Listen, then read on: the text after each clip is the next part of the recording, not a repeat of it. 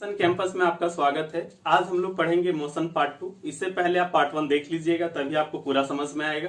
और जो नए हैं चैनल पे उन लोग सब्सक्राइब कर लीजिएगा। वीडियो को पूरा देखिए, आपका पूरा कॉन्सेप्ट क्लियर होगा। आज तक यदि आपको कुछ भी ना समझ में आया हो फिजिक्स, तब भी आपको पूरा समझ में आएगा। आप बस पैसेंस के साथ जो है वो देखते रहिए और हर चीज को जो है एकदम एनालाइज करते रहिए और विजुअलाइज करिए, सोचिए, इमेजिन करिए। पूरी तरह से आपको फिजिक्स समझ में आएगा। ठीक है, चलिए। लास्ट दिन हम लोग पढ़ चुके हैं त्वरण किसे कहते हैं, एक्सेलरेशन। तो हम ये पढ़े थे कि एक्सेलरेशन का मतलब होता है वेग में परिवर्तन की दर। दैट मीन्स वेलोसिटी में चेंज किस रेट से हुआ है, वही आपका क्या कहलाता है, त्वरण। जैसे मान लिया जाए 20 मीटर पर सेकेंड था और मान लीजिए 1 सेकेंड के बाद जो है आपका ये हो गया 24 मीटर पर सेकेंड। फिर 1 सेकेंड के बाद जो है ये हो गया आपका 28 मीटर पर सेकेंड। तो यहाँ पर देखिए हर सेकेंड में कितना चेंज हो रहा है, तो 4 मीटर पर सेकंड के रेट से चेंज हो रहा है। एक्सेलरेशन को मीटर पर सेकंड स्क्वायर में लिखा जाता है, पहले वाले वीडियो में हम लोग डिस्कस कर चुके हैं। यहाँ पर भी देखिए 24 से 28 हो गया, कितना चेंज हुआ यहाँ पे, 4 मीटर पर सेकंड स्क्वायर। तो यहाँ पर देख सकते हैं कि ये जो आपका चेंज हो रहा है, दैट मीन्स ये जो आपका त्वरण है 4 और 4, दैट मीन्स त्वरण कैसा दिख रहा है, एक समान दिख रहा है। तो ये आपका जो है एक समान त्वरण का एग्जाम्पल है। नहीं जरूरी कि हर बार एक समान हो, ऐसा भी हो सकता था ना कि 20 मीटर पर सेकंड और उसके बाद हुआ 24 मीटर पर सेकंड 1 सेकंड के बाद, और फिर हुआ 26 मीटर पर सेकंड। तो यहाँ पर देखा जाए यदि तो चेंज हुआ यहाँ पे 4 मीटर पर सेकंड, ठीक है। और यहाँ पर देखिए चेंज कितना हुआ है, 2 मीटर पर सेकंड। तो यहाँ पर चेंज एक समान तो नहीं है ना, नहीं, कहाँ है, 4 और 2 एक समान तो नहीं है। तो ये आपका असमान कहलाएगा, नॉन यूनिफॉर्म एक्सेलरेशन। और ये क्या है, एक समान यूनिफॉर्म एक्सेलरेशन। समझ गए इसे। अब ध्यान रखिएगा कि यदि एक समान त्वरण है, तो आपका वेलोसिटी, टाइम और डिस्प्लेसमेंट, वेलोसिटी, टाइम और क्या, डिस्प्लेसमेंट, वेलोसिटी, टाइम और डिस्प्लेसमेंट, इसके बीच संबंध स्थापित करने के लिए 3 इक्वेशन होता है, 3 समीकरण होता है, जिसे हम गति के समीकरण के नाम से जानते हैं, इक्वेशन ऑफ मोशन के नाम से जानते हैं। फिलहाल हम उसी की चर्चा करने जा रहे हैं कि कौन 3 समीकरण है गति के। ठीक है, गति के 3 समीकरण में से पहला है आपका v बराबर u प्लस एटी, v बराबर u प्लस एटी। दूसरा है आपका s बराबर ut plus half eighty square. उसके बाद तीसरा है आपका v square minus u square बराबर 2as। आपकी इच्छा, आप इसे ऐसे ना लिखकर चाहे तो ऐसे भी लिख सकते हैं। v माइनस को उधर ले जाइए, यदि उधर ले जाइएगा तो माइनस से प्लस हो जाएगा ये, और 2as। ठीक है, तो ये पहला और ये आपका दूसरा और ये आपका तीसरा समीकरण, ये 3 समीकरण है। यहाँ पर v क्या है, ध्यान रखिएगा। v आपका जो है वो, ठीक है, फाइनल वेलोसिटी है, और u जो है आपका इनिशियल वेलोसिटी है, आरंभिक वेग। फाइनल दैट मीन्स अंतिम वेग।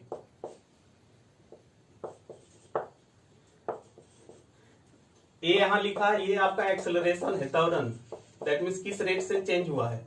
उसके बाद टी लिखा है, ये आपका टी हमारा यहाँ पे टाइम हो गया। ठीक है, पहला बात तो यहाँ पे ध्यान रखना है कि कौन सा इक्वेशन किसके बीच रिलेशन स्थापित करता है। तो यहाँ पर आप देखिएगा कि ये v है और u है, दोनों ही जगह क्या है, वेग। और यहाँ पर क्या लिखा है, t। ए को नहीं ध्यान रखना है क्योंकि ये तो सब में है, ये नहीं ध्यान रखिएगा। तो ये आपका वेग और ये t, दैट मीन्स u माने क्या, मान लिया जाए कि कोई भी बाइक चलना शुरू किया 20 मीटर पर सेकंड के रेट से, मान लीजिए, और मान लीजिए कि वो 10 सेकंड चला। ठीक है, कितना चला, 10 सेकंड। एक्सेलरेशन दिया रहेगा, क्वेश्चन में गिवन होगा। ठीक है, एक्सेलरेशन दिया होगा, पूछेगा कि 10 सेकंड के बाद जो है उसकी वेलोसिटी क्या हो जाएगी, 10 सेकंड के बाद उसकी वेलोसिटी क्या हो जाएगी। अब यहाँ पर सोचिए कि टाइम दिया रहेगा, u दिया रहेगा, v निकालने बोलेगा, मतलब आप क्या कर रहे हैं यहाँ पर, तो बोलिएगा सर एक तो हम वेलोसिटी को देख रहे हैं और एक देख रहे हैं टाइम को देख रहे हैं। वेलोसिटी मतलब समझे कि इनिशियल में वेलोसिटी कितना था, ठीक है, और कुछ समय में उसकी जो है फाइनल वेलोसिटी क्या हो जाएगी, यही ना है। आपका इनिशियल शुरू वाला वेलोसिटी दिया रहेगा, टाइम दिया रहेगा, और पूछेगा उतने देर के बाद फाइनल वेलोसिटी क्या हो जाएगी। तो यहाँ ये जो हमारा समीकरण है, ये किसके बीच रिलेशन स्टैब्लिश कर रहा है बताइए। तो कहेंगे सर एक तो वेलोसिटी है और एक आपका क्या है, टाइम है। समझ गए इसे। ठीक है, वेलोसिटी में इनिशियल और फाइनल दोनों ही ध्यान रखिएगा। तो ये वेलोसिटी और टाइम के बीच रिलेशन बतलाता है, ये एग्जाम में पूछा जा चुका है। ठीक है, पहले नहीं पूछता था, आजकल लेवल काफी बढ़ गया है और हमारा प्रायोरिटी है कि आप एक या दो क्वेश्चन नहीं बल्कि सारा का सारा क्वेश्चन कर पाए। फिजिक्स से यदि 10 क्वेश्चन है तो 10 में आप 10 कर पाए, 8 है तो 8 में 8 कर पाए। ऐसा नहीं कि पढ़े पूरा और 10 क्वेश्चन आया तो 4 ही कर पाए। ठीक है, बाद में नंबर कम हो गया, सिलेक्शन रुक गया। वैसे पढ़ने का कोई मतलब नहीं। ये वीडियो ऐसा है कि आप यदि इसको लास्ट तक देखते हैं तो 100% क्वेश्चन आप कर पाएंगे। ठीक है, किस्मत खराब रहा तो एक क्वेश्चन छूट सकता है। ठीक है, अदरवाइज 100% करेंगे। आप JSSC, JPSC, BPSC, SSC, railway, आप एग्जाम कोई भी देख लीजिए, 100% आपका जो है वो मार्क्स आएगा। ठीक है, चलिए पैसेंस रखिए और अच्छे से समझिए, देखिए मजा आने वाला है। अब देखते हैं यहाँ पे इसमें क्या है, एस आपका डिस्प्लेसमेंट है, विस्थापन। विस्थापन का मतलब होता है कि कोई भी पिंड अपने मूल ओरिजिनल प्लेस से कितना हट गया है, कितना विस्थापित हो गया है। आप सुनते होंगे ना, कहीं फैक्ट्री वगैरह लगता है तो लोगों को विस्थापित होना पड़ता है, माने अपने स्थान से हटना पड़ता है। मान लिया जाए कोई पिंड यहाँ पे था और चल रहा था, मूव कर रहा था, कुछ समय के बाद 100 मीटर हट गया, वहां चला गया। तो यही 100 मीटर जितना हटा अपने स्थान से, यही क्या है आपका विस्थापन। तो यहाँ पर देखिए ये किसके बीच रिलेशन बतला रहा है, तो ये तो आपका विस्थापन हो जाएगा, विस्थापन और समय, विस्थापन और समय के बीच रिलेशन बतलाता है। आप कहेंगे सर वेग यू तो है, यू है, भी तो नहीं है ना। ठीक है, भी नहीं है यहाँ, यू और भी इसमें था, तो ये बताएगा कि शुरू में इतना था, कुछ टाइम लेकर के फाइनल कितना हो जाएगा। जबकि यहां से हमको बता क्या चलेगा कि डिस्प्लेसमेंट कितना होगा टी टाइम में।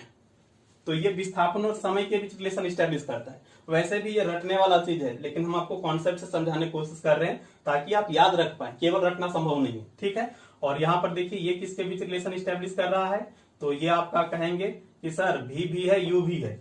जिस तरह से 1 में था, भी था, यू भी था, मतलब यहाँ पर क्या है, तो वेग माने कौन वाला वेग, इनिशियल भी और फाइनल भी दोनों है, देख पा रहे हैं ना। और दूसरा क्या चीज है, तो एस है, दैट मीन्स डिस्प्लेसमेंट।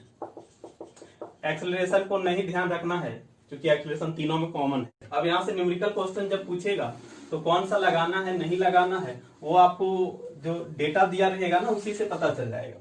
ठीक है, जो डेटा गिवन होगा उसी से पता चल जाएगा। ठीक है, एक चीज और किन्हीं के दिमाग में आ रहा होगा कि ये सारा आया कहाँ से, तो ध्यान रखिए आया कहाँ से इसको हम पूरी तरह से प्रूफ कर सकते हैं, लेकिन काफी वक्त लगेगा और उसका बहुत ज्यादा बेनिफिट आपको मिलेगा नहीं। ठीक है, इसलिए इसको ध्यान याद ही रखना ज्यादा बेहतर होगा। जहां प्रूफ करने वाली बात होगी जो आपके लिए मददगार होगा वहां हम जरूर करेंगे, आपके संतुष्टि के लिए हम करके दिखा दे रहे हैं।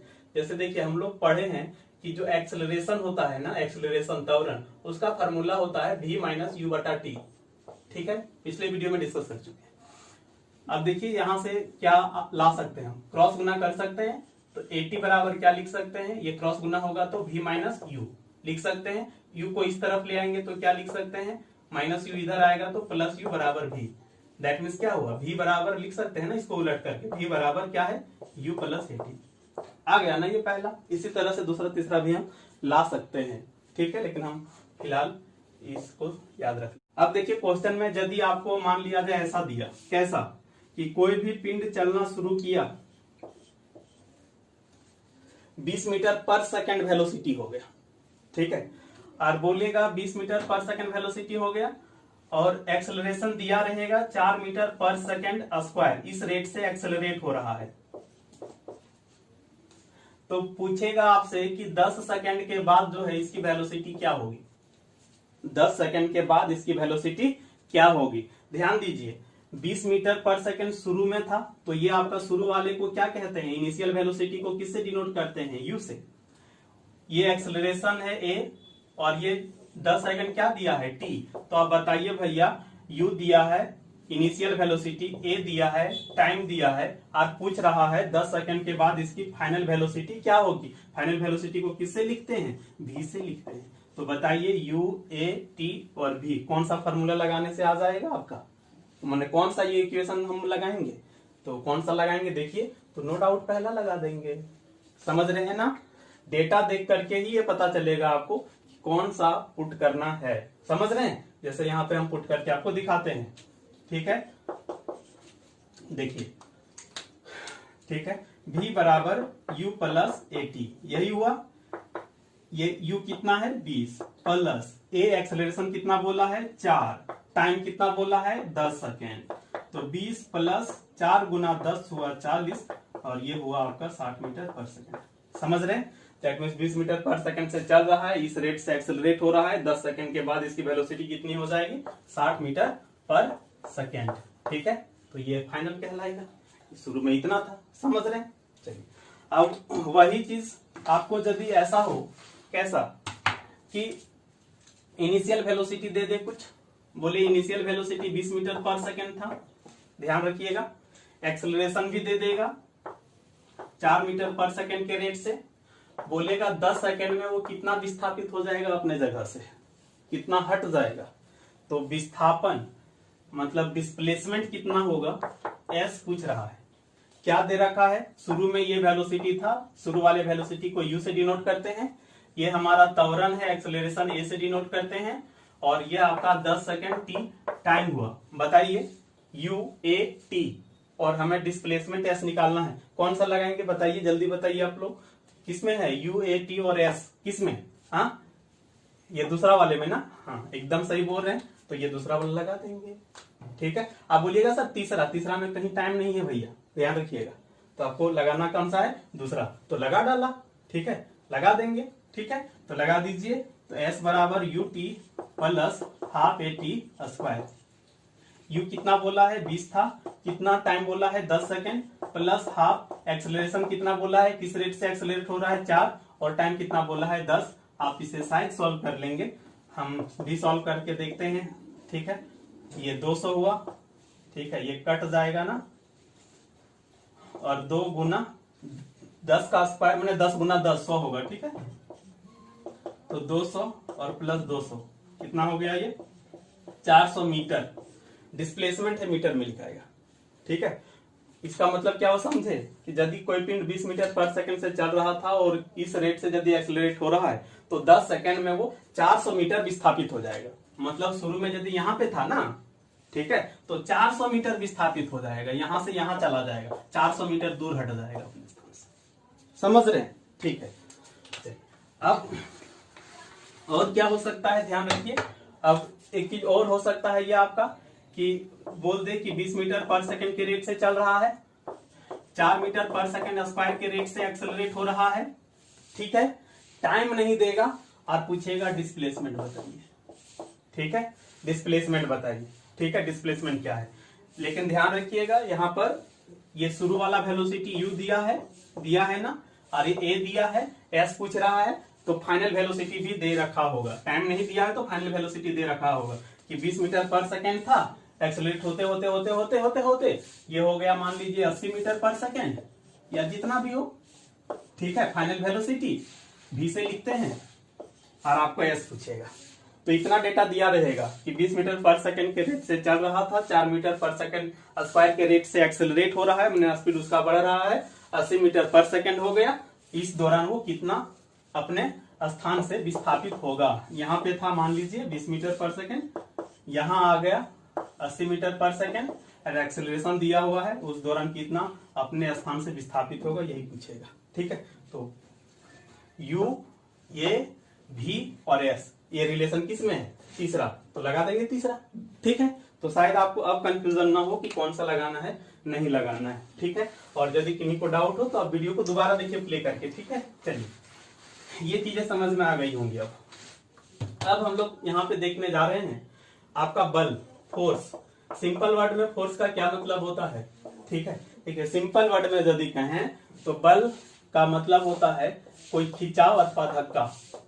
ठीक है, किसी खिंचाव अथवा किसी धक्के को बल कहते हैं। ठीक है, एनी पुल और any push is called force. जैसे उदाहरण के लिए मान लिया जाए कि आप कुआं है उससे पानी निकालते हैं, खींचते हैं। ठीक है, गेट खोलते वक्त आप क्या करते हैं, धक्का देते हैं। तो जहां पे आप किसी चीज को खींचते हैं या धक्का देते हैं वही बल है, सिंपल वर्ड में यदि कहें तो। ठीक है, लेकिन यदि इसी को थोड़ा सा हम और एक्सप्लेन करके और बड़े शब्दों में यदि कहें तो बल वह भौतिक राशि है, बल वह भौतिक राशि है, फिजिकल क्वांटिटी है। बोलिए राशि उसी क्या होता है सर? राशि होता है जिसका कुछ न्यूमेरिकल वैल्यू हो, जिसका कुछ संख्यात्मक मान हो। ठीक है, तो बल वह भौतिक राशि है जो किसी भी वस्तु की स्थिति में, ठीक है, उसके पोजीशन में या तो परिवर्तन ला दे, ठीक है, या परिवर्तन ला दे या परिवर्तन लाने की कोशिश करे, चेष्टा करे, लिखा रहता है। यही ना, क्या बोले? बल वह भौतिक राशि है जो किसी पिंड, किसी ऑब्जेक्ट, किसी वस्तु जो कहें के पोजीशन में या तो परिवर्तन ला दे, नहीं तो परिवर्तन लाने की चेष्टा करे। इसको समझते हैं कि मान लिया जाए कि ये एक हमारा डस्टर है, ये बेंच पे रखा था, ठीक है, बेंच पे रखा था, हम आए उधर से और हाथ से मार दिए इसको। सोचिए क्या किए हम? हाथ से मारे, दैट मींस क्या किए? बल। और बल क्या किया? इसकी स्थिति में परिवर्तन कर दिया, यहां से उधर चला गया। तो बल वह राशि है जो इसके स्थिति में परिवर्तन ला दिया। समझ रहे हैं?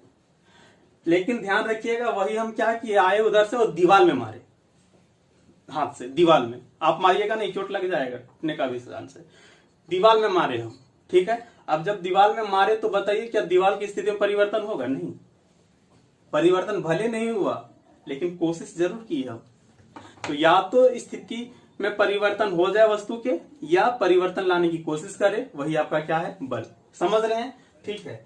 अब ध्यान रखिएगा कि जो बल है, बल को हम न्यूटन में लिखते हैं। क्यों लिखते हैं, क्या है ये, वेट करा जाए, अभी आएगा, ध्यान अभी फिलहाल रखना है। बल को हम इसमें लिखते हैं, न्यूटन में लिखते हैं, ठीक है। चलिए अब आप बताइएगा कि ये पिंड यहाँ पे रुका हुआ है, हम बल लगाएंगे तो स्थिति में परिवर्तन हो जाएगा? हो जाएगा, मोशन में आ जाएगा, यह है कि नहीं, गति में आ जाएगा। चलिए ठीक है। अब बताइए यदि कोई पिंड पहले से चल रहा है और उसमें यदि हम फोर्स लगा देंगे तब? बचपन में टायर गुड़गुड़ाए हैं क्या?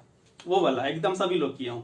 तो बताइए यदि ये टायर गुड़गुड़ा रहे हैं और जिस तरह टायर मूव कर रहा था, हम यदि उसी तरफ फोर्स लगा दें, धक्का दे दें, तो बताइए क्या होगा? टायर चल तो पहले से ही रहा था, और यदि हम फोर्स लगा देंगे तो क्या होगा? बताइए, सभी लोग बता देंगे कि सर उसकी जो वेलोसिटी है ना बढ़ जाएगी, स्पीड और बढ़ जाएगा, यही होगा।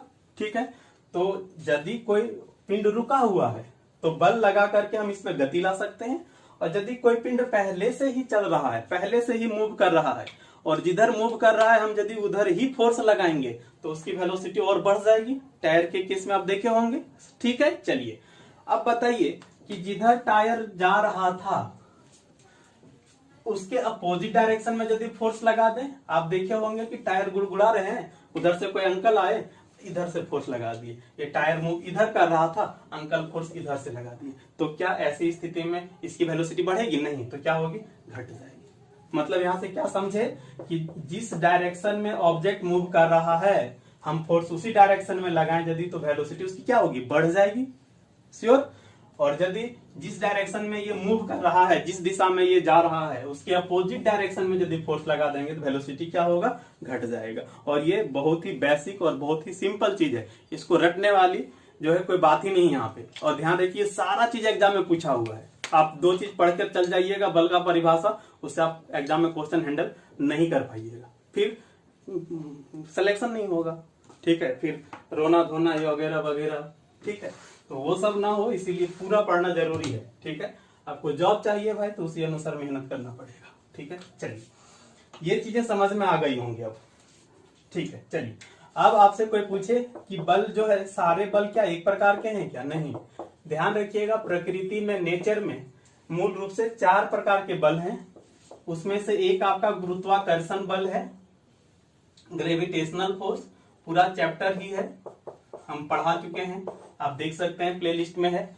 गुरुत्वाकर्षण बल, ग्रेविटेशनल फोर्स का मतलब होता है इस ब्रह्मांड की हर एक वस्तु दूसरे वस्तु को अपनी तरफ आकर्षित करती है, खींचती है, वही कहलाता है गुरुत्वाकर्षण बल, ग्रेविटेशनल फोर्स। उसके बाद आपका होता है प्रबल नाभिकीय बल, स्ट्रॉन्ग न्यूक्लियर फोर्स, प्रबल नाभिकीय बल। उसके बाद आपका होता है दुर्बल नाभिकीय बल, ठीक है, दुर्बल नाभिकीय बल, वीक न्यूक्लियर फोर्स। और एक आपका होता है विद्युत चुंबकीय बल, ठीक है, या विद्युत बल भी कह सकते हैं, ठीक है, इलेक्ट्रिक फोर्स। अब यहाँ पर ये जो 4 बल हैं उसमें आप बताइए सबसे स्ट्रॉन्ग फोर्स कौन सा होने का चांस है आपके विचार से? जब भी नाभिक उभिक आ गया, न्यूक्लियर आ गया, तो आप जानते होंगे काफी स्ट्रॉन्ग होता है। तो ये वाला जो लिखा है ना, ये जो 4 बल है उसमें सबसे स्ट्रॉन्गेस्ट है ये, ठीक है, सबसे स्ट्रॉन्ग, सबसे प्रबल है ये, ठीक, और सबसे कमजोर ये गुरुत्वाकर्षण बल जो है ये सभी बलों में से सबसे वीक है, वीकेस्ट फोर्स है। अब बोलिएगा सर वीक तो यहाँ लगा है, नाम पे मत जाइए, ठीक है, सबसे वीक ये होता है। और इसकी चर्चा हो चुकी है और इन सब की चर्चा आगे करेंगे। यदि यहाँ पे हम चर्चा करेंगे भी तो आपको पूरी तरह समझ में आएगा नहीं और फिर मजा नहीं आएगा, हमको संतुष्टि नहीं आता है, इसलिए जब जहाँ पे आएगा वहां पे हम डिस्कस करेंगे, ठीक है। चलिए, इसके अलावे और भी बल हैं, ठीक है, लेकिन ये प्रकृति में मूल रूप से 4 बल होते हैं, ठीक है। इसके अलावे आप अपनी भुजाओं से भी बल लगाते हैं कि नहीं, किसी चीज को धक्का देते हैं वगैरह, तो वहां पे आप अपने मांसपेशियों इन सब से, मसल से बल लगाते हैं, ये आपका पेशीय बल कहलाएगा जो आप लगाते हैं, ठीक है। चलिए, अब यहाँ पर देखना है कि ये 4 बल तो हैं, ठीक है। अब सारे बलों को, जितने भी बल हैं, ठीक है, जितने भी बल अस्तित्व में हैं, उनको हम यदि कैटेगरी में बांटें कि ये किस तरह का बल होगा और वो किस तरह का बल होगा, तो हम बांट सकते हैं। एक आपका, एक जिसको कहते हैं कॉन्टैक्ट फोर्स, स्पर्शी बल, और एक जिसको कहते हैं नॉन कॉन्टैक्ट फोर्स, ठीक है, नॉन कॉन्टैक्ट फोर्स। नाम से पता चलता है कि कॉन्टैक्ट मतलब कॉन्टैक्ट होना जरूरी है, ऐसा फोर्स जिसमें आप पिंड को कॉन्टैक्ट करके ही फोर्स लगा पाएंगे, ठीक है। जैसे किसी को धक्का देना है, तो यदि आप किसी को धक्का देना चाहते हैं तो क्या बिना कांटेक्ट, बिना टच किए फोर्स लगा पाएंगे? आप नहीं लगा पाएंगे। तो किसी चीज को धक्का देते हैं, किससे? अपनी मांसपेशियों से, हाथों से, तो वहां पे आपको कांटेक्ट करना जरूरी है। समझ रहे हैं? ठीक है, तो ये हुआ आपका एक तरह से कांटेक्ट फोर्स। आप किसी को तमाचा भी लगाते हैं तो कांटेक्ट होना जरूरी है कि नहीं? नॉन कांटेक्ट फोर्स, गुरुत्वाकर्षण बल इसका एग्जांपल हो सकता है, ग्रेविटेशनल फोर्स। आप जानते होंगे कि पृथ्वी यहाँ पर है और चंद्रमा काफी दूर, कोई कांटेक्ट नहीं है, टच तो नहीं कर रहा ना, इसके बावजूद भी गुरुत्वाकर्षण बल काम कर रहा है। ठीक है, तो ये आपका हो गया नॉन कांटेक्ट फोर्स। और ध्यान रखिए, जेएसएससी के एग्जाम में यहाँ से क्वेश्चन पूछ चुका है, रेलवे में तो पूछ चुका है ही, और जेएसएससी में भी पूछ चुका है। ठीक है, तो जेएसएससी में पूछा, मैंने जेपीएससी में भी पूछने का चांस है। ठीक, चलिए, तो ये आपका कांटेक्ट हो गया और नॉन कांटेक्ट हो गया, समझ रहे हैं? ठीक है, नेक्स्ट ध्यान रखिएगा, ये चीज समझ पाए ना कि टच हो रहा है तो कांटेक्ट, नहीं टच हो रहा है तो नॉन कांटेक्ट। चलिए, उसके बाद आपका होता है एक संरक्षी बल, इसको कहते हैं कंजर्वेटिव फोर्स, और एक होता है असंरक्षी बल, असंरक्षी बल, नॉन कंजर्वेटिव फोर्स। ठीक है, ये क्या है भाई? देखिए, यदि बल लगाने से वर्क जीरो हो, ठीक है, वर्क क्या हो? जीरो, तो उसे कहेंगे संरक्षी, और यदि वर्क जीरो ना हो तो उसे कहेंगे असंरक्षी। ठीक है, ये वर्क चैप्टर में हम लोग डिस्कस करेंगे। ठीक है, वर्क चैप्टर में हम लोग डिस्कस करेंगे। जैसे कि एक आपका होता है सेंट्रीपिटल फोर्स, अभिकेंद्रीय बल। कब लगता है ये? जब कोई पिंड घूम रहा हो, मूव कर रहा हो सर्कुलर पाथ पे, वृत्ताकार पथ पे, तो वहां पे एक अभिकेंद्रीय बल जरूरी होता है। और हम लोग पढ़ेंगे वर्क में कि अभिकेंद्रीय बल के कारण वर्क जो है वो जीरो होता है। तो अभिकेंद्रीय बल एक तरह से क्या हो जाएगा? संरक्षी बल का एग्जाम्पल।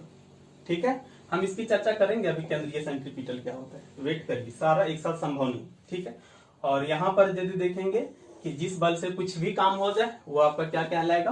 असंरक्षी बल। जैसे उदाहरण के लिए घर्षण बल, ठीक है, फ्रिक्शनल फोर्स, इसके कारण भी वर्क होता है, और हम लोग वर्क टॉपिक में पूरा डिस्कस करेंगे। यहाँ डिस्कस करेंगे भी तो आपको समझने में परेशानी होगी, इसलिए फिलहाल आप ये ध्यान रखिए, वर्क जीरो है तो संरक्षी है, वर्क जीरो नहीं है तो असंरक्षी। अब बोलिएगा इसको संरक्षी वगैरह नाम क्यों पड़ा? हाँ, वो भी जानना जरूरी, तभी आपको लंबे समय तक याद रहेगा। देखिए, यहाँ पे वर्क जीरो है, मैंने बल संरक्षित रह गया, समझ रहे हैं ना? मतलब समझिए, हम में कुछ बल था, और यदि हम वर्क करें ही नहीं तो बल तो हमारा संरक्षित रह जाएगा, कंजर्व रह जाएगा, दैट मीन्स सुरक्षित रह जाएगा। तो वर्क चूंकि यहाँ जीरो है तो सारा का सारा बल संरक्षित है, इसलिए कहा गया संरक्षित बल। संरक्षित माने कंजर्व है, सुरक्षित है। ठीक है, घटा बड़ा नहीं है। ठीक है, इसके अलावे और क्या होता है? इसके अलावे और होता है संतुलित बल और असंतुलित बल, संतुलित बल और असंतुलित बल। ठीक है, बैलेंस फोर्स और आपका अनबैलेंस फोर्स। ठीक है, ये काफी महत्वपूर्ण है, आगे मिलेगा। संतुलित असंतुलित क्या है, देखिए देखिए होता क्या है। यदि दो बल, हम क्या बोले, यदि दो फोर्स, ठीक है, एक दूसरे के अपोजिट डायरेक्शन में इस तरह से लग रहा हो, किस तरह से कि ओवरऑल का इफेक्ट जीरो, ओवरऑल का इफेक्ट जीरो, तो हम कहेंगे यहां पे संतुलित बल काम कर रहा है। नहीं समझे, समझिए एग्जांपल देखिए।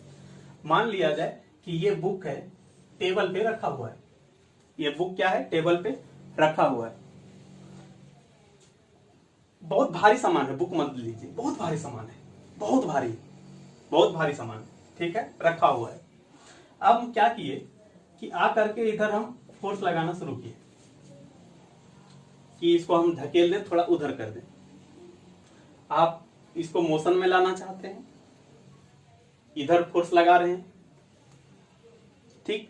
आगे हम लोग पढ़ेंगे कि घर्षण बल हमेशा अपोजिट डायरेक्शन में काम करता है। ये क्यों करता है ये भी समझ में आएगा, लेकिन इंतजार करिए। घर्षण बल इधर काम करता है। मान लिया जाए कि घर्षण बल जो लग रहा है इधर, ये आपका 30 न्यूटन है। हम क्या बोले, बल को न्यूटन में मापते हैं ना, जिस तरह से आप सब्जी खरीदने जाते हैं केजी में मापते हैं, उसी तरह से बल को न्यूटन में। तो 30 न्यूटन का फोर्स लग रहा है इधर, समझ रहे हैं, और हम इधर धक्का दे रहे हैं 30 न्यूटन से ही। तो बताइए 30 न्यूटन इधर और 30 न्यूटन उधर, ठीक है। तो ओवरऑल का इफेक्ट कितना फोर्स पड़ा, कितना माने न्यूटन का फोर्स, नेट फोर्स आएगा, तो बोलिएगा जीरो। नहीं समझ पाए। मान लिया जाए कि 30 न्यूटन आप कमा रहे हैं, ठीक है, अर्न कर रहे हैं, अंदर आ रहा है 30 रुपया समझ लीजिए, और 30 रुपया खर्च भी कर दे रहे हैं, तो बताइए ओवरऑल का इफेक्ट जीरो। 30 रुपया आया, 30 रुपया चला गया, तो जीरो, जीरो बचा ना मेरे पास। हाँ, उसी तरह से यहाँ भी। तो हम यहाँ पर कहेंगे कि ये बल आपका क्या है, संतुलित। क्यों हो गया संतुलित, क्योंकि ये एक दूसरे को बैलेंस कर दे रहा है। इधर का फोर्स उधर का फोर्स एक दूसरे को क्या कर दे रहा है, बैलेंस कर दे रहा है, ठीक है। अब ध्यान रखिएगा, क्वेश्चन पूछता है कि संतुलित बल के लिए कम से कम कितना बल होना जरूरी है, तो कम से कम 2, तभी तो ये संतुलित करेगा, ये इसको बैलेंस कर देगा। यदि ये घर्षण बल नहीं होता तो केवल 30 न्यूटन का फोर्स इधर होता, ठीक है, लेकिन घर्षण है तो इधर से भी है, तो ये बैलेंस हो गया। तो बैलेंस होने के लिए जरूरी है कि कम से कम 2 हो, ठीक है, कम से कम 2 हो, अधिक से अधिक सीमा नहीं है, लेकिन पेयर में ही होगा, तभी ये कैंसिल होगा। जैसे मान लीजिए इधर वाला इससे बैलेंस हो गया, ठीक है। आप जानते होंगे, ठीक है, अर्थ नीचे की तरफ खींचता है, गुरुत्वाकर्षण बल, और उसका रिएक्शन फोर्स ऊपर की तरफ लगता है, ये आगे मिलेगा। तो ये नीचे मान लिया जाए 10 न्यूटन से लग रहा था और ऊपर लग रहा है 10 न्यूटन से, तो बताइए नीचे का 10 न्यूटन ऊपर का 10 न्यूटन, ये इसको बैलेंस कर दिया और ये इसको बैलेंस कर दिया, तो टोटल 4 बल लग रहे हैं, लेकिन तब भी संतुलित है। तो कम से कम तो 2 होना ही चाहिए संतुलित के लिए, 4 भी हो सकता है, ठीक है, 6 हो सकता है, समझ रहे हैं, ठीक है। आप कोई पूछे कि यदि किसी भी पिंड पर संतुलित बल लग रहा है तो क्या उसकी स्थिति में परिवर्तन होगा, नहीं, नहीं होगा, ठीक है, नहीं होगा। 30 इधर से 30 इधर से, क्या ये गति में आएगा, मोशन में आएगा, नहीं, वहीं रुका रह जाएगा। और नहीं समझ पा रहे हैं तो आप यहाँ खड़े हैं, आपका एक दोस्त इधर खींच रहा है और उतना ही बल लगा करके दूसरा दोस्त इधर खींच रहा है, आप किधर जाएंगे कि अपने स्थान पर रह जाएंगे, अपने स्थान पर रह जाएंगे, सेम उसी तरीके से। तो संतुलित बल वस्तु की स्थिति में परिवर्तन नहीं ला सकता। स्थिति में परिवर्तन कौन ला सकता है, ये असंतुलित बल, ठीक है, असंतुलित बल। बोलिए एग्जाम्पल बताइए सर, यही एग्जाम्पल लेते हैं। मान लीजिए घर्षण बल 30 न्यूटन था, हम क्या किए, उधर लगा दिए 40 न्यूटन। कितना लगा दिए, 40 न्यूटन। तो 30 न्यूटन तो इसको बैलेंस करने में चला जाएगा, इस 40 में 30 चला गया, तो फिर हमारा बचा कितना, 10 न्यूटन बचा ना।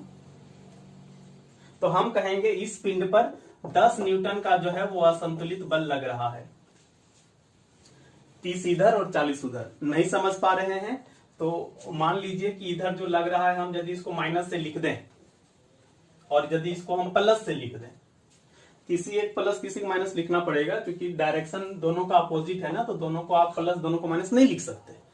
तो ये यदि प्लस है और ये -30 है, तो बताइए प्लस 40 और -30 कितना आएगा, प्लस 10 आ गया। तो 10 न्यूटन का फोर्स इधर लगेगा, तो बताइए ये पिंड अपने स्थान से हटेगा या नहीं, हट जाएगा। किसके कारण, ये जो 10 न्यूटन का संतुलित बल लग रहा है, ठीक है, 10 न्यूटन का जो असंतुलित बल लग रहा है। ठीक है, समझ गए। एक और एग्जांपल लेते हैं। यदि तो मान लिया जाए किसी भी पिंड को हम अपने हाथ में थाम के रखे हैं,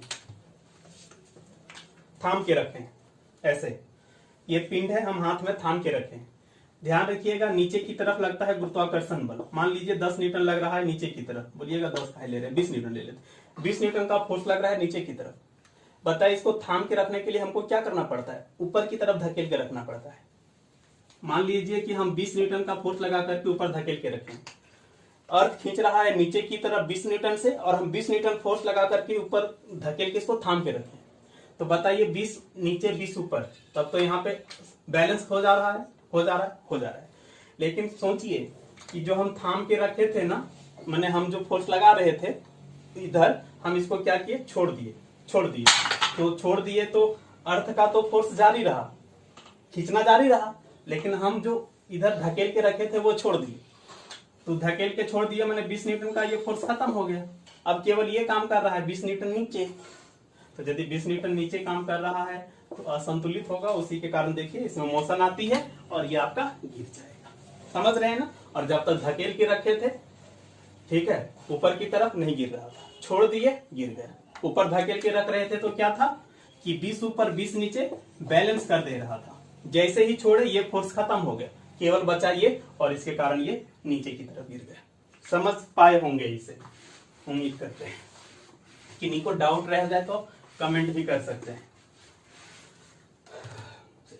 अब हम लोग क्या पढ़ेंगे भाई? तो अब हम लोग पढ़ेंगे जिसको कहते हैं, क्या कहते हैं? जड़त्व, इनर्शिया। किस वर्ड से बना है पहले ये यदि समझें, जड़ से बना है। जड़ से जड़त्व, अब्स्ट्रैक्ट नाउन है, भाववाचक संज्ञा, जड़ से जड़त्व। ठीक है, अब ये जड़ का क्या मतलब? ठीक है, पेड़ में होता है ना जड़, क्या करता है जड़ उसको अपने स्थान पे बनाए रखता है। जड़ जो है उसको अपने स्थान पे बनाए रखता है, लेकिन वो तो हुआ पेड़ का, हम यहाँ बात कर रहे हैं फिजिक्स की। तो यहाँ पर जड़ क्या होगा? तो जड़त्व क्या होगा? ठीक है, जड़त्व कहने का मतलब होता है वस्तु का वह गुण जिसके कारण वो अपनी स्थिति को एज इट इज, अथा स्थिति बनाए रखना चाहता है, अपनी स्थिति को बनाए रखना चाहता है। ठीक है, अपनी स्थिति में परिवर्तन करना नहीं चाहता है। वस्तु का यही गुण क्या कहलाता है? जड़त्व। इसी जड़त्व के कारण यदि ये चीज हम किसी टेबल पे रख दें, ठीक है, ये हम डस्टर किसी टेबल पे रख दें, तो जड़त्व के कारण ये अपने स्थान पे बना रहता है। जड़त्व के कारण ही ये अपने स्थान पे क्या है? बना रहता है। समझ रहे हैं? तो ये क्या चाह रहा है? ये डस्टर क्या चाह रहा है कि हम मेज पर हैं तो मेज पर ही पड़े रहें, अपनी स्थिति में बदलाव नहीं करें। यही गुण क्या कहलाता है? जड़त्व। ठीक है, यही गुण कहलाता है जड़त्व। आप क्रिकेट के यदि शौकीन हैं तो आप क्रिकेट का मैच देख रहे हैं, ठीक है, आपकी क्या इच्छा होगी? देखते रहें। ठीक है, क्या इच्छा होगी? देखते रहें। तो आपका ये जो गुण है कि हम अपनी स्थिति को बनाए रखें, यही गुण तो जड़त्व है। यही गुण क्या है? जड़त्व। ठीक है, तो आप समझ सकते हैं कि इसका जड़त्व है, आपका भी कुछ जड़त्व है। इस तरह से हर पिंड का कुछ ना कुछ जड़त्व है। ठीक है, जड़त्व के कारण ही अपनी स्थिति को बनाए रखता है। ठीक है, अब बताइए ये अपनी स्थिति को बनाए रखना चाहता है, ठीक है, तो क्या बनाए रखना चाहता है तो बना ही रहेगा क्या? नहीं। मान लीजिए ये है, अपनी स्थिति बनाए रखना चाहता है, हम उधर से आए और फोर्स लगा दिए, तब तो स्थिति में परिवर्तन होगा ही, मजबूर कर दिए इसको परिवर्तन करने के लिए। हाँ, फोर्स नहीं लगाते तो एज इट इज रहता, फोर्स नहीं लगाते तो एज इट इज रहता, फोर्स लगा दिए तो परिवर्तन होगा, नहीं फोर्स लगाइए अपने स्थान पर बना रहेगा। तो अपने स्थान पर बने रहने का गुण ही क्या कहलाएगा? आपका जड़त्व। ठीक है, इसके कारण अपनी स्थिति बनाए रखना चाहता है, परिवर्तन नहीं करना चाहता, परिवर्तन का विरोध करता है। ठीक है, चलिए अब कोई पूछे कि ये वाला जो हमारा डस्टर है ये टेबल पे पड़ा हुआ है, इसका अपना कुछ जड़त्व है, और एक बहुत भारी सा पेटी रखा हुआ है, इसका भी अपना जड़त्व है। बताइए अपनी स्थिति बनाए रखने का गुण इसमें ज्यादा है या इसमें? माने जड़त्व का गुण इसमें ज्यादा होगा या इसमें ज्यादा होगा? नहीं समझ पा रहे हैं? मोशन में लाने के लिए फोर्स यहाँ ज्यादा लगाना होगा या यहाँ ज्यादा लगाना होगा? बोलिएगा सर यहाँ ज्यादा फोर्स लगाना पड़ेगा। क्यों? इसका जड़त्व ज्यादा है, इसका जड़त्व कम है। तो यदि कोई पूछे कि जड़त्व क्या सारे वस्तु का एक जैसा होगा? नहीं। तो हम कहेंगे जिसका मास कम है, मास माने द्रव्यमान, उसको केजी में मापते हैं। मान लिया जाए यदि ये 2 केजी था मास इसका, तो इसका ऑब्वियस है, मान लीजिए 50 किलो रहा होगा, 60 किलो जो भी रहा होगा, तो इसकी मास अधिक है, तो जिसका मास अधिक है उसका जड़त्व भी क्या होगा, अधिक होगा। और ये भी कई बार एग्जाम में पूछा जाता है कि जो जड़त्व है वो किस पर डिपेंड करता है, तो हम कहेंगे उसके मास पे। कम मास है कम जड़त्व होगा, ज्यादा मास है ज्यादा जड़त्व होगा। ठीक है, अब देखिए क्या जड़त्व का प्रकार भी होता है क्या? हाँ होता है, और ये काफी महत्वपूर्ण है, आगे आपको काम आएगा। एक आपका होता है विराम का जड़त्व, विराम का जड़त्व, ठीक है, विराम माने रेस्ट, तो इनर्शिया ऑफ रेस्ट। और एक आपका होता है गति का जड़त्व, इनर्शिया ऑफ मोशन। हालांकि एक और होता है दिशा का जड़त्व, इनर्शिया ऑफ डायरेक्शन। ठीक है, तो विराम, रेस्ट, गति, मोशन और दिशा, डायरेक्शन। नाम से पता चलता है विराम जड़त्व माने क्या होगा, वस्तु का वह गुण जिसके कारण वो अपने विराम अवस्था को बनाए रखना चाहता है। विराम अवस्था को बनाए रखने का गुण विराम अवस्था। ठीक है, मारकर कोई पिंड अपने जगह पे है तो वहीं रहना चाहता है, ये क्या कहलाएगा? ठीक है, विराम का जड़त्व, इसके कारण विराम में ही रहना चाहता है वो। गति का जड़त्व क्या होता है कि यदि कोई पिंड गति कर रहा है तो वो चाहेगा हम गति में ही रहे। कोई पिंड यदि गति कर रहा है तो क्या चाहेगा? गति में ही रहे। अब बोलिएगा सर तो रहता काहे नहीं रहता है, मजबूर कोई कर देता है नहीं रहने के लिए। अब थोड़ी जो आप चाहते हैं वही होता है, तो गति का जड़त्व मतलब ये गति में रहना चाहता है, लेकिन जो आप चाहेंगे वही थोड़ी होगा हमेशा।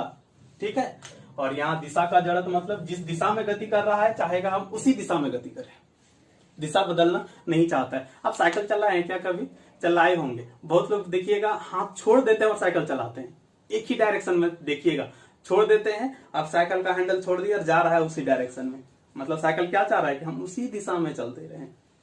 तो अपना डायरेक्शन बनाए रखने का जो गुण है, जिस डायरेक्शन में वो मूव कर रहा है, अपनी उसी दिशा को बनाए रखने का गुण क्या कहलाएगा? दिशा का जड़त्व। समझ गए इसे? ठीक है, अब यहां पर आते हैं हम। अच्छा, ये जड़त्व के बारे में सबसे पहले गैलीलियो ने बताया था ना, इटली के महान वैज्ञानिक थे गैलीलियो। ठीक है, उन्होंने बताया था इसके बारे में, जड़त्व के बारे में। ठीक है, और गैलीलियो के बाद न्यूटन आए, न्यूटन ने और अच्छे तरीके से एक्सप्लेन किया इसे। पहली बार जड़त्व के बारे में बताया किसने? गैलीलियो ने। ठीक है, अब हम लोग पढ़ने क्या जा रहे हैं भाई, ध्यान रखिएगा, न्यूटन के गति के नियम, न्यूटन के गति के नियम। ठीक है, law of motion, law of motion. ठीक है, ये दिया किनके द्वारा गया है? न्यूटन के द्वारा। न्यूटन ने अपनी पुस्तक प्रिंसिपिया, ठीक है, इस पुस्तक में इन्होंने गति के 3 नियम दिए। ये बुक 1687 ईस्वी में पब्लिश हुआ, ये ईयर भी पूछ चुका है, ध्यान रखिएगा। हम कुछ देर पहले आपको क्या बताए थे? गति के 3 समीकरण, इक्वेशन, और यहाँ क्या पढ़ रहे हैं? गति के नियम, और गति के नियम भी 3 है और गति के समीकरण भी 3 थे। बोलिए क्या अंतर है सर? समीकरण, इक्वेशन का मतलब होता है जिसमें बराबर हो और बराबर की इस तरफ कुछ लिखा हो और बराबर के उस तरफ कुछ लिखा हो, जैसे वहां लिखे थे v बराबर u प्लस at, तो ये समीकरण हुआ। ये क्या है? गति का समीकरण। 3 समीकरण हम लोग पढ़े, और यहाँ पढ़ने जा रहे हैं गति का नियम। काफी लोग तो इसी में कंफ्यूज रहते हैं कि समीकरण क्या है, नियम क्या है। तो गति के 3 नियम में से जो पहला नियम है, फर्स्ट जो नियम है, देखिए इस गति का पहला नियम क्या कहता है? ठीक है, गति का पहला नियम कहता है कि कोई भी पिंड अपनी गति की अवस्था या विराम की अवस्था को बनाए रखना चाहता है। हम क्या बोले कि कोई भी पिंड यदि है तो वो अपनी गति की अवस्था, चल रहा है तो गति की अवस्था, रुका है तो विराम की अवस्था को बनाए रखना चाहता है। ठीक है, और बनाए रखता भी है, लेकिन कब तक? जब तक बाह्य बल कार्य ना करे, जब तक बाह्य बल कार्य न करे। इसको हम चाहें तो एक लाइन में उन्हें कैसे कहेंगे? तो न्यूटन के पहले नियम के अनुसार कोई भी पिंड अपनी स्थिति को तब तक बनाए रखता है, कब तक? जब तक बाहर से कोई बल न लगे, जब तक बाहर से कोई बल न लगे। जैसे ये आपका डस्टर है, तो ये अपनी स्थिति को तब तक बनाए रखेगा जब तक हम बाहर से धक्का न दे, फोर्स न लगे। समझ रहे हैं? ठीक है, चलिए अब आपसे जो है एग्जाम्पल बेस्ड ज्यादा चीज पूछता है, लेकिन एग्जाम्पल से पहले आप यहाँ पर ध्यान दीजिएगा कि ये जो गति का नियम है इसमें हम क्या बोल रहे हैं कि अपनी अस्थिर स्थिति, विराम अवस्था या गति की अवस्था को बनाए रखता है। कब तक? जब तक हम बल न लगाएं, जब तक हम बल न लगाएं। ठीक है, उल्टा करिए इसको। कैसे उल्टा करेंगे? दोबारा सुनिए, क्या बोले कि विराम की स्थिति या गति की स्थिति तब तक बनाए रखता है, कब तक, जब तक बाहर से बल न लगे।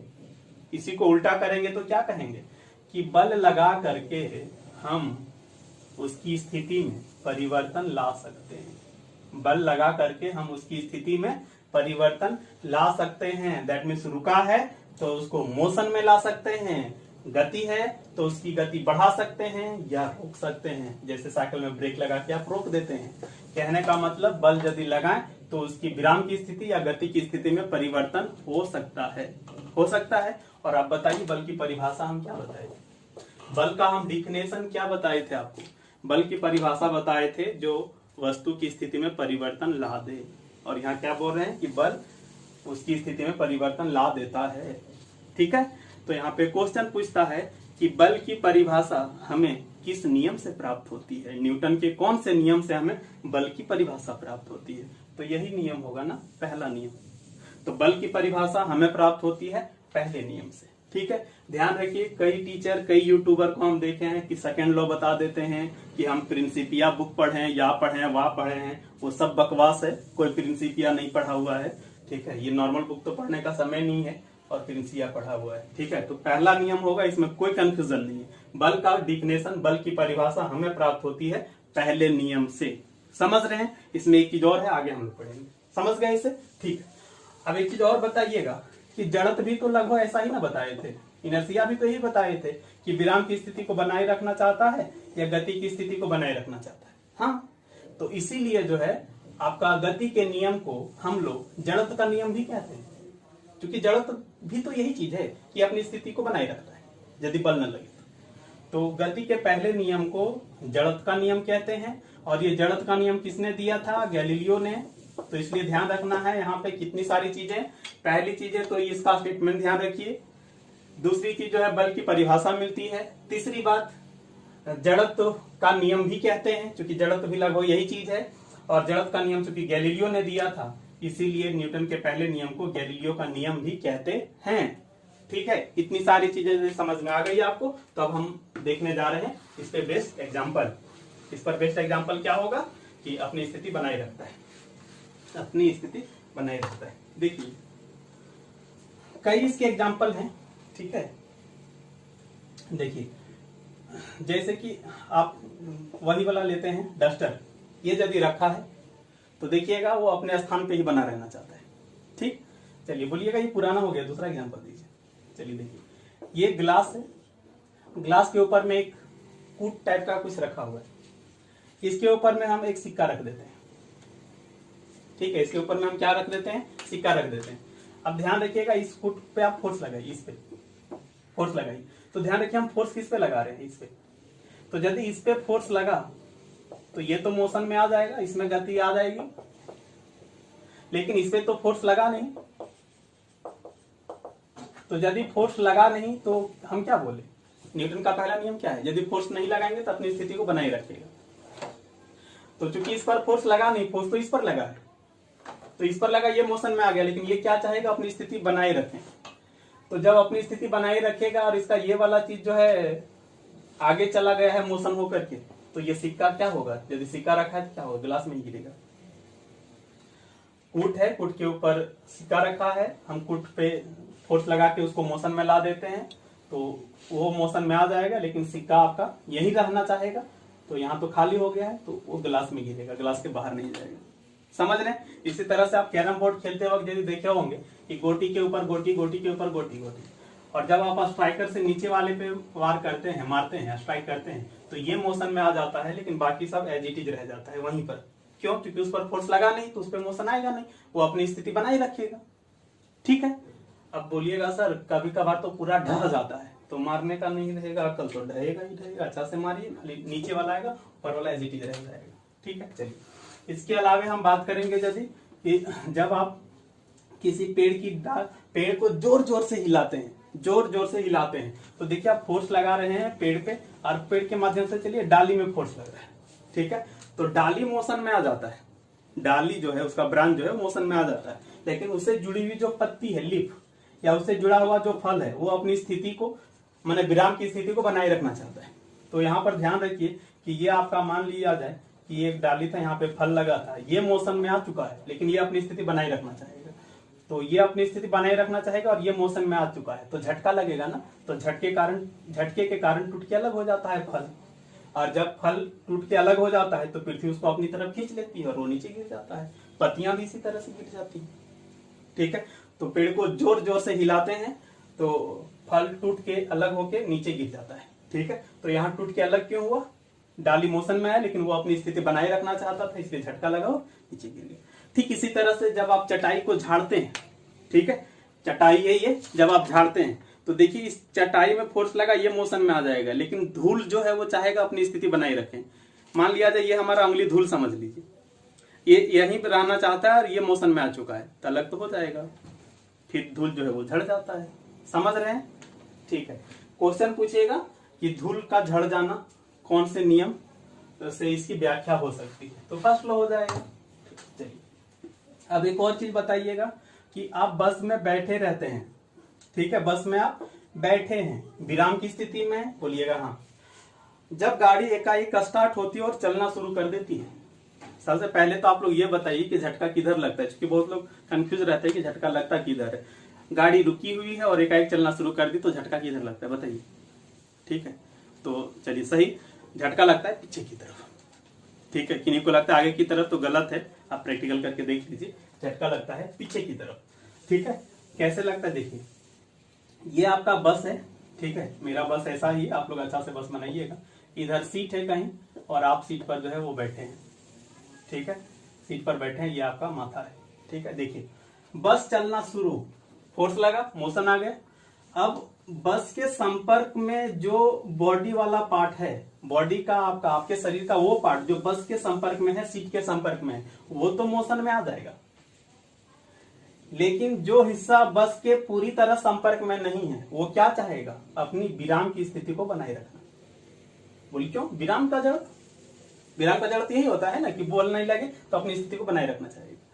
तो बॉडी के जिस पार्ट में फोर्स लगा वो मोशन में आ गया, लेकिन ऊपर वाला हिस्सा, ये वाला हिस्सा जो अपनी स्थिति को बनाए रखना चाहता है। तो जस्ट इमेजिन करिए कि ये वाला हिस्सा अपनी स्थिति यहीं रखना चाहता है और ये वाला आगे बढ़ चुका है। ठीक है, ये आगे बढ़ चुका है, तो किधर? इधर ही तो झटका लगेगा, और नहीं तो किसी को खड़ा कर दीजिए और पीछे से आके मारिए, यहाँ पे देखिए, हाँ देखिए इधर चला जाएगा, इधर झटका लग जाएगा। ठीक, समझ गए? तो यहाँ पर आप तुरंत बता दीजिए कि ये कौन सा जड़त के कारण हुआ। मैंने पीछे की तरफ झुके क्यों? विराम का जड़त है या गति का जड़त है? बताइए जल्दी, धड़ाधड़ बताइए और कमेंट करिए। ठीक है, हम देखते हैं तब तक अगला एग्जाम्पल है। सोचिए, थोड़ा दिमाग लगाइए। ठीक है, डल हो जाएंगे तो फिर मुश्किल होगा। ठीक है, अब बस पे ही है, चलिए, चल रही है। ठीक है, एक बार झटका लगा फिर तो संभल गए, अब चल रही है। ठीक है, चल रही।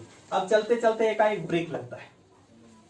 ब्रेक लगा तो बस के रुकने के साथ हमारे बॉडी का वो हिस्सा जो बस के कांटेक्ट में था वो रुक गया, लेकिन जो बस के पूरी तरह संपर्क में नहीं था वो हिस्सा क्या चाहेगा? गति में ही रहें, गति का जड़त के कारण। गति के जड़त के कारण चाहेगा कि हम गति में ही रहें, लेकिन ये हिस्सा रुक चुका है, तो किधर झटका लगेगा? ये रुक चुका है लेकिन ये आगे की तरफ ही चलना चाह रहा है, तो आगे की तरफ झटका लगेगा। हाँ, लगेगा। समझ रहे? ठीक है, और ये चीज तो देखे होंगे ना कि बैठे रहते हैं तो झटका थोड़ा कम महसूस होता है, हाँ, और जब खड़ा रहते हैं तो झटका और ज्यादा लगता है। क्यों? क्योंकि जब खड़ा रहते हैं तो केवल पैर ही संपर्क में है बस के, केवल पैर ही रुकेगा, बाकी सारा हिस्सा गति में रहना चाहेगा। ठीक है, तो झटका ज्यादा लगता है ना, आगे वाला से जाके टकरा जाते हैं। ठीक है, अच्छा से रहो, अकल नहीं है। ठीक है, बोले ब्रेक लगाए, हम क्या करेंगे, झगड़ा हो जाता है।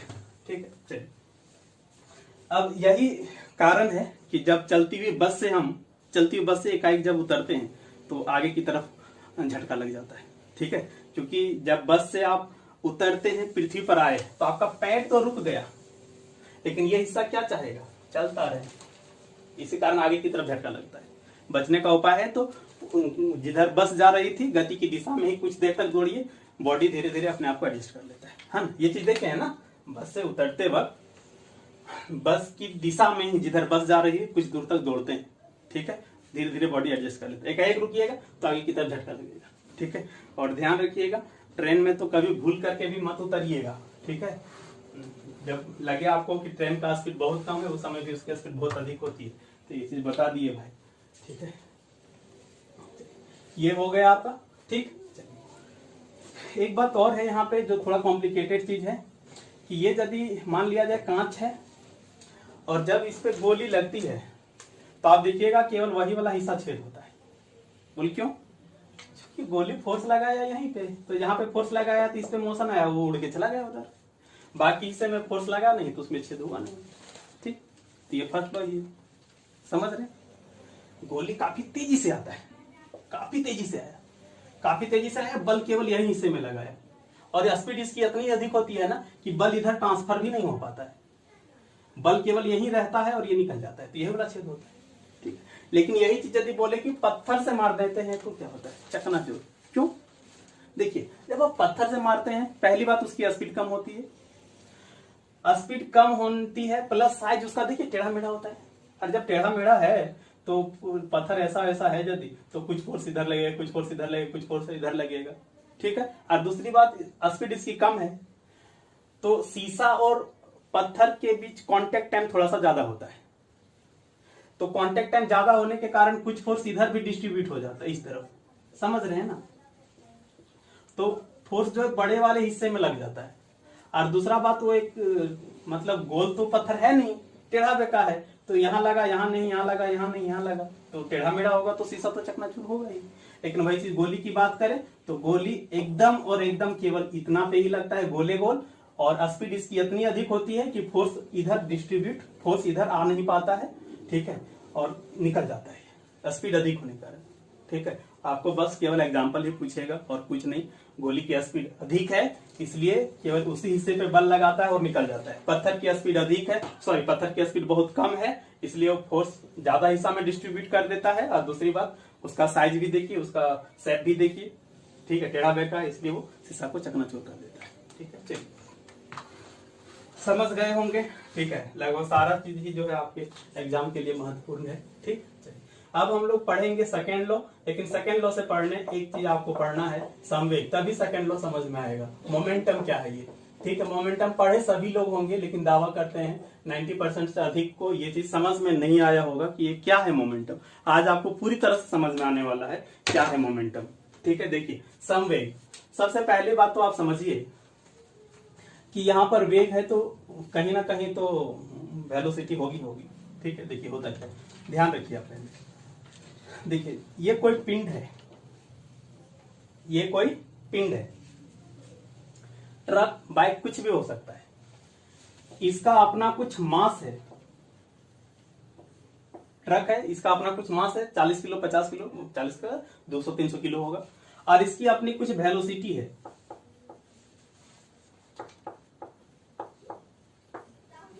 ठीक है, कुछ मास है और कुछ जो है वो वेलोसिटी है,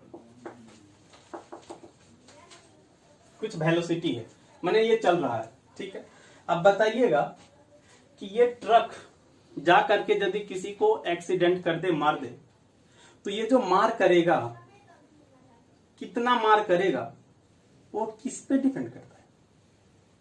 क्या केवल ट्रक के वेलोसिटी पे डिपेंड करता है? क्या केवल ट्रक का वेलोसिटी ही मैटर करता है, या उसका मास भी मैटर करता है? ठीक, और नहीं समझ पा रहे हैं तो यहां पर देखिए, ये ट्रक 40 किलो वाला 20 के वेलोसिटी से चल रहा था, लेकिन यही ट्रक माने 40 किलो वाला ही ट्रक यदि आपका 60 किलोमीटर प्रति घंटा के स्पीड से चले और किसी को धक्का लगा दे, किसी को ठोक दे, तो आप बताइए इस कंडीशन में और इस कंडीशन में किस में वो ज्यादा मार करेगा? ठीक है, किस पे ज्यादा मार करेगा, क्षति ज्यादा किस में होगी? कहेंगे सर इसमें ज्यादा होगा, पर खर्चा उड़ा देगा पूरा। तो क्या अधिक है भाई? वेलोसिटी अधिक है, मतलब वेलोसिटी तो मैटर करता ही है, कितना मार करेगा जाकर, करता है। ठीक, अब देखते हैं कि मास मैटर करता है या नहीं। उसके लिए भी एक एग्जांपल लेते हैं, उसके लिए भी एक एग्जांपल लेते हैं। मान लिया जाए, ठीक है, ये ट्रक 40 किलो वाला ट्रक नहीं लेते हैं, बाइक लेते हैं। ये बाइक है आपका 20 किलो है बाइक, इतना होगा नहीं लेकिन क्या करिएगा। ठीक है, मेरा बाइक ऐसा ही होगा। ठीक है, ये बाइक है, ये चल रहा है 20 किलोमीटर प्रति घंटा, और ये आपका ट्रक है 40 किलो वाला ट्रक, और ये चल रहा है 20 किलोमीटर। धक्का मारे तो ज्यादा मार कौन करेगा, ये या ये? बाइक करेगा या ट्रक ज्यादा करेगा? बताइए, हानि ज्यादा किससे होगी? बोलिएगा इससे। तो कह सकते हैं कि जो मास अधिक है उसी के कारण ना, क्योंकि वेलोसिटी तो दोनों का 20-20 है, तो मास के कारण ही ना ये ज्यादा मार करेगा। तो यहाँ इसका मास ज्यादा है, दैट मीन्स मास पे भी डिपेंड करता है। यहाँ पे हम आपको समझाए कि यदि सेम मास और वेलोसिटी ज्यादा है तो ज्यादा मार करेगा। यहाँ बताए कि यदि मास ज्यादा है तब भी ज्यादा मार करेगा। दैट मीन्स मार कितना ज्यादा करेगा, ठीक है, वो डिपेंड करता न केवल वेलोसिटी पर, बल्कि डिपेंड करता है किस पे? मास पर। मास पे भी डिपेंड करता है, वेलोसिटी पे भी डिपेंड करता है। तो किसी भी वस्तु में मास और वेलोसिटी दोनों के कारण जो सम्मिलित उसमें गुण आ जाता है, ठीक है, या दिव्य शक्ति आ जाती है उसके अंदर, उसी को कहते हैं हम मोमेंटम। उसी को क्या कहते हैं? मोमेंटम कहते हैं। उसी को संवेग कहते हैं, ठीक है, उसी को संवेग कहते हैं। और यहां देखें कि जिसकी वेलोसिटी अधिक है ये ज्यादा मार करेगा। दैट मीन्स यदि वेलोसिटी अधिक है, ठीक है, यदि उसकी वेलोसिटी अधिक है तो मोमेंटम भी अधिक होगा। समझ रहे हैं? यहां पर क्या देखें, यदि मास अधिक है ट्रक का तो ये मार भी ज्यादा करेगा, दैट मीन्स इसका मोमेंटम भी अधिक होगा, ठीक है। तो अधिक वेलोसिटी अधिक मोमेंटम, अधिक मास अधिक मोमेंटम। तो देखिए इन दोनों के बीच रिलेशन डायरेक्टली रिलेशन हुआ, डायरेक्टली प्रोपोर्शनल हुआ। और डायरेक्टली प्रोपोर्शनल है तो गुना ही करना पड़ेगा, ठीक है। तो हम मोमेंटम लाने के लिए क्या करते हैं, तो मास और वेलोसिटी को गुना कर देते हैं। आप बुक में देखे होंगे एक लाइन में लिख देता है कि मास और वेलोसिटी के गुणनफल को मोमेंटम कहते हैं। लेकिन आज आप समझ गए होंगे, और किन्हीं को थोड़ा भी डाउट है तो प्लीज आप दोबारा बैक जाकर के देखिए, आपका पूरी तरह से क्लियर होगा। समझ रहे हैं? ठीक है, चलिए। और ये चीज समझ गए ना कि मास ज्यादा तो ज्यादा मोमेंटम, वेलोसिटी ज्यादा तो ज्यादा मोमेंटम। इसीलिए क्योंकि डायरेक्टली प्रोपोर्शनल है, गुना कर देंगे। यदि इसको डिवाइड करते ना, एक सेकंड के लिए, यदि इसको डिवाइड करते ना तो इसके साथ इसका उल्टा रिलेशन बन जाता। तो उल्टा रिलेशन है नहीं, डायरेक्ट है, इसलिए दोनों को ऊपर ही रखना पड़ेगा। नीचे नहीं रखेंगे किसी को, और ऊपर ही रखेंगे तो गुना कर देंगे। समझ रहे हैं? ठीक है। अब कोई बोलेंगे जोड़े का है ना सर, भैया ये किलो में होता है और ये किस में होता है? किलोमीटर पर आवर या मीटर पर सेकंड। और आप पढ़े होंगे बचपन से कि अलग अलग चीजें जोड़ी नहीं जाती है। ये किलो में है वो, तो इसको जोड़ नहीं सकते, इसलिए जोड़े नहीं, लेकिन हाँ गुना तो कर ही सकते हैं। मैथ में पढ़े है ना? हाँ, तो कर मास और वेलोसिटी। समझ गए? इसको दोबारा समझिए कि यदि गतिशील कोई वस्तु है तो उसके वेलोसिटी और उसके मास के कारण उसमें जो दिव्य शक्ति, उसमें जो गुण आ जाता है, उसी को हम क्या कहते हैं? मोमेंटम, ठीक है। और किसी भी पिंड का यदि मोमेंटम ज्यादा है तो जाके यदि किसी को ठोकेगा ना तो पर खच्चा उड़ा देगा, ठीक है, एकदम पूरा, ठीक है। चलिए, और एक चीज और भी समझ सकते हैं कि यदि कोई ज्यादा मोमेंटम से आ रहा है और यदि उसको रोकना चाहे, आप ये चीज देखे होंगे ना कि आप साइकिल चला रहे हैं, मास कम है, आपके अंकल हैंडल पकड़ के रोक देते हैं, रोक लिए, लेकिन बताइए क्या आपके अंकल ट्रेन को भी रोक देंगे क्या? नहीं। क्यों नहीं रोक पाएंगे? क्योंकि ट्रेन का मोमेंटम बहुत अधिक है, उसकी वेलोसिटी भी ज्यादा है और उसका मास भी ज्यादा है, तो उसका मोमेंटम बहुत अधिक है, ठीक है। मोमेंटम बहुत अधिक है तो पहली बात वो ज्यादा मार करेगा, और दूसरी बात कि यदि उसको रोकना है तो ज्यादा फोर्स लगाना पड़ेगा। समझ गए? अब यहाँ पे एक क्वेश्चन पूछा है, बताइएगा आप लोग कि एक आपका क्रिकेट का बॉल है, क्या है? क्रिकेट का बॉल है, और एक टेनिस वाला बॉल है। सबसे पहले क्रिकेट वाला बॉल काफी भारी होता है और टेनिस वाला बॉल हल्का होता है। तो यहाँ पे क्वेश्चन पूछा कि मतलब किसको रोकने के लिए ज्यादा बल लगाना पड़ेगा और क्यों लगाना पड़ेगा? तो अब बताइए, क्रिकेट पे ज्यादा फोर्स लगाना पड़ेगा आपको रोकने के लिए। क्यों? क्योंकि क्रिकेट बॉल का मास बहुत ज्यादा है और मास अधिक होने के कारण उसका मोमेंटम ज्यादा है, तो रोकने के लिए ज्यादा बल लगाना पड़ेगा। समझ रहे? और इसका मास बहुत ही कम है, तो मास कम होगा तो मोमेंटम भी कम हो जाएगा, ठीक है, और कम बल लगना पड़ेगा, ठीक है। नहीं समझ पा रहे हैं क्या? चलिए, नहीं समझ पा रहे हैं तो यहाँ पे बताइए कि एक कोई पिंड है, उसका मास 40 kg है और वो पिंड जो है वो 60 मीटर पर सेकंड के वेलोसिटी से चल रहा है। ध्यान रखिए मीटर पर सेकंड ही हमारा स्टैंडर्ड होता है, यही लिखेंगे। तो बताइए यहाँ पर मोमेंटम उसका कितना हुआ? 6 × 24 100 किलोग्राम मीटर पर सेकंड, इतना मोमेंटम हो गया, ठीक है। अब बताइएगा कि यदि कोई दूसरा पिंड होता और यदि उसका मान लिया जाए 20 किलो ही होता और मान लीजिए 60 मीटर पर सेकंड से चल रहा है, तो इसका मोमेंटम हो जाता कितना? 1200 किलोमीटर पर सेकंड। तो यदि कोई पिंड 40 किलो वाला है और 60 के स्पीड से चल रहा है तो उसका मोमेंटम ये आ रहा है, और यदि कोई 20 किलो मास वाला है और इसकी वेलोसिटी ये है तो उसका मोमेंटम ये होगा। समझ रहे हैं? तो यही आपका क्या है, मोमेंटम। और थोड़ा सा तो आपको एक्सेप्ट करना ही पड़ेगा कि हाँ ये मोमेंटम है, यही होता है मोमेंटम। ठीक है, संवेग। बस आपसे सीधा सीधी यहाँ पे क्वेश्चन ही पूछेगा। ठीक है, न्यूमेरिकल क्वेश्चन भी पूछ सकता है, एम दे देगा, भी दे देगा, मोमेंटम निकालने के लिए बोलेगा। ठीक है, अभी तो हम बता ही दिए, आसान चीज है। ठीक है, एक बार आपका बीपीएससी के एग्जाम में ये चीज भी पूछ चुका है कि P/V बराबर क्या, तो भैया भी इधर लाएंगे तो यहाँ क्या बचेगा, एम बचेगा। बीपीएससी में पूछा है, बीपीएससी में पूछा हमने, समझे, जेपीएससी में भी पूछ सकते। तो कोई जाति नहीं होता कि ये केवल बीपीएससी वगैरह, कोई भी चीज कहीं भी पूछा जाता है। मेन कॉन्सेप्ट है, उसको आप पढ़िए।